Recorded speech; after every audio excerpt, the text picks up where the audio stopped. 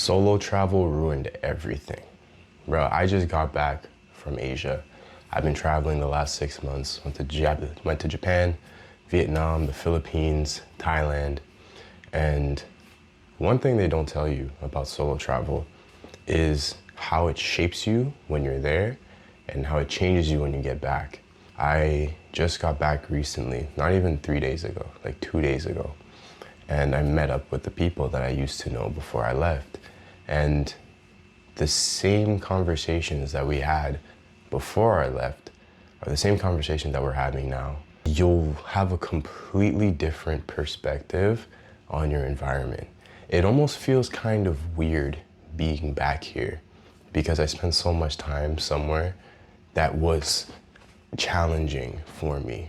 And you don't want to go back to the routines that made you want to change your life in the first place. Like, oh, this is why I felt the way I felt. But I feel like in comparison to other countries that have a more like positive outlook, like Thailand, a lot more sabai. If you just look at the general population and the general kind of mood that you're in when you're there compared to here, it's just night and day. It's a night and day difference.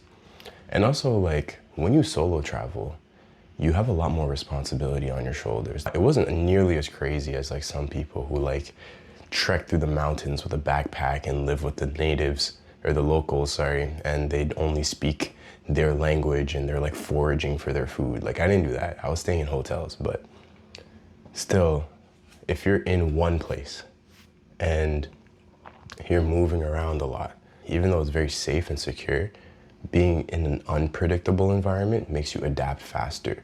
You learn how to navigate certain situations way quicker. Do you know how big Shibuya Station is? Oh my days. But you get there for the first time, you don't speak the language, you don't know where you're going, and you have no idea where you're supposed to be. Trust me, you're gonna learn to adapt. So it's just challenges like that that you don't really feel when you come back to your hometown. It doesn't push you. Forced to adapt. I won't be forced to do something that's gonna challenge me to overcome an obstacle.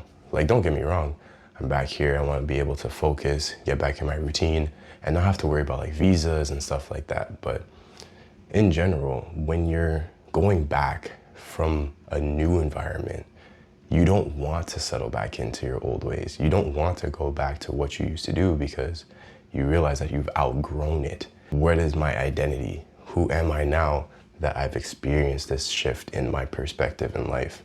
What am I gonna do moving forward to actually live a life that is intentional and that is what I want to achieve? Your goals change. Then it's like, yeah, you have to figure out how you're gonna survive. And people in those positions are more creative. They do more like freelance work. They're more entrepreneurial, or they're just more resourceful in terms of the ways that they actually try to make money.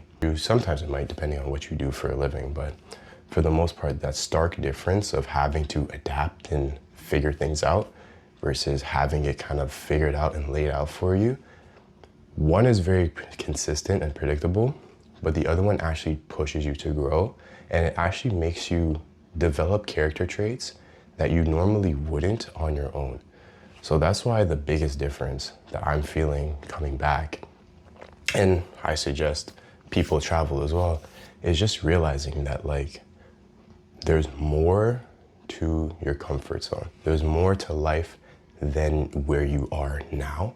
And once you've solo traveled, or I feel like solo traveling is the key. If you go solo and you really push yourself to like go outside of your comfort zone, meet new people, introduce yourself, you're going to come back a different person, and it's gonna shift your perspective on the life you used to live. You'll keep that mentality because now you have a different set of expectations for yourself and even for the people around you, because you're gonna realize that like you want to keep growing.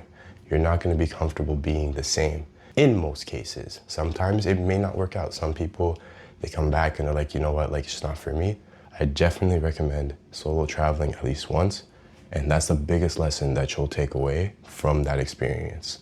So watch this video, subscribe, and I'll catch you next time.